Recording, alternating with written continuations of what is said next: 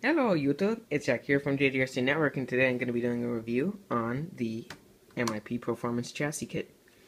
That means all the little parts and blue things that it comes with.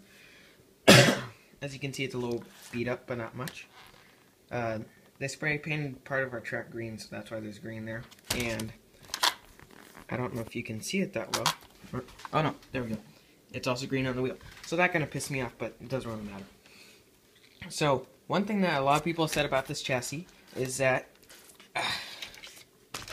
the front part, which is under this MIP, or RPM front bumper and skid plate, is the chassis part right here wears down a hell of a lot really fast. Same within the back. So I bought the RPM skid plate in the back and bumper skid plate in the front. But let's stick with the chassis because it's a review of the chassis, not a review of the car. I already did one of those. I'll put maybe I'll put the link in the description of the video, but it doesn't really matter. Stick with the. I gotta knock it off track. Let's stick with the chassis.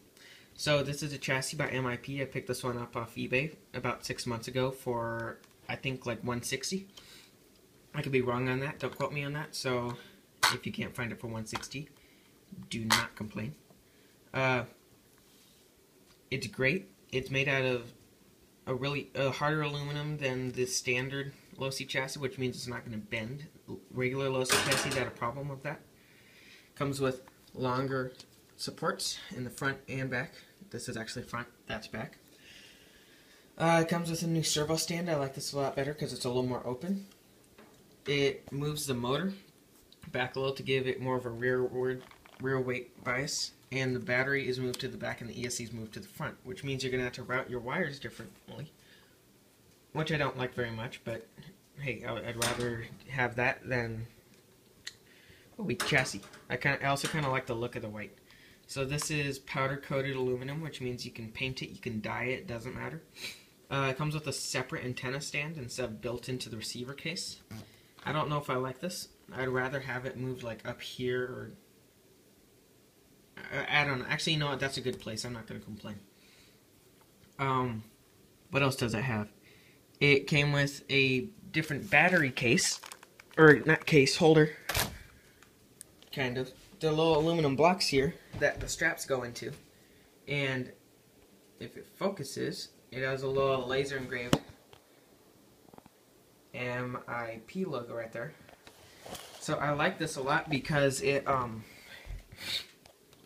keeps the battery a little bit lower, so lower center of gravity. It's mounted directly to the chassis, but don't worry, there's foam under there, so it's not like you're going to ruin your battery. I have my BEC there because this has a weak BEC in it. I don't like that. Oh yeah, the kit also comes with carbon fiber shock towers with their little MIP logo in there. I'm gonna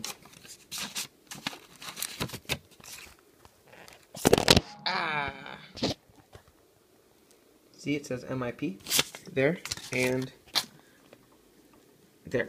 You can't see that very well. Too bad. Anyways, so I think this chassis is great. They could improve on some of the parts of it. I'm not going to complain much though because I got it for, actually I like the light. I got it for pretty cheap. It's not bad. It came with bypass shocks in the front and rear. Came with different front springs. And they said to put the old losi front springs on the back, but there's such a difference in size that you'd have to be preloading the crap out of it. And it would give you limited adjustability, and it doesn't work as nice. It doesn't have enough pack. If you don't know what pack is, Google it. I'm not going to spend 10 minutes explaining it.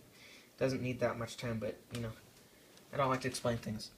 You probably don't know that.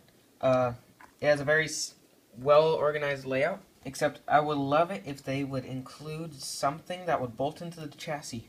So wires could be run from this to here a lot easier without having me worry about them getting in the way of the drive shaft or anything else. But overall, it's a pretty good layout. I recommend this chassis to anybody who's getting into racing. Surprisingly, I have not raced yet. I want to, but it's like a $30 entrance fee, and at the moment I am broke because I spent all my money on this thing. I got the little TLR aluminum hub carriers in the back, and I also got the RPM front A-arms, and that's what made me go broke. It also comes with titanium, I forgot what they call it. It's a certain kind of titanium steering turnbuckle. That way when the car goes up in its full range of suspension, these do not bend anymore at the shock eyelet. I mean at the eyelets, because they used to do that and they don't. They also have a couple really small washers. I'm gonna get something to point it out with. Hold on a second. There's my beautiful floor. Messy. So in here it has a washer in the top and the bottom, so it kind of makes this hard to assemble. I would recommend taking it out to assemble it. But besides that, it's not that hard. Here, just showing you the other end of it. It's a small. It's a what? These are 4mm. I think these are 2.5 or 3, or I think it's a 3. It also, going through full shock motion, it also doesn't bend at the end either, so that's good. But as I said before, I would recommend this to anybody who's getting into racing. It's a great chassis for $150, which really isn't that much. It retails on like other websites besides eBay for like $200, $220, stuff like that. But I got this for cheap off eBay, brand new, so I would look there first. I'm not a sales representative for eBay. I'm 14. It's nothing like that. But yeah, that's my review of the chassis. And if you guys enjoyed the commentary, press the like button. Please subscribe, and I'll see you all later.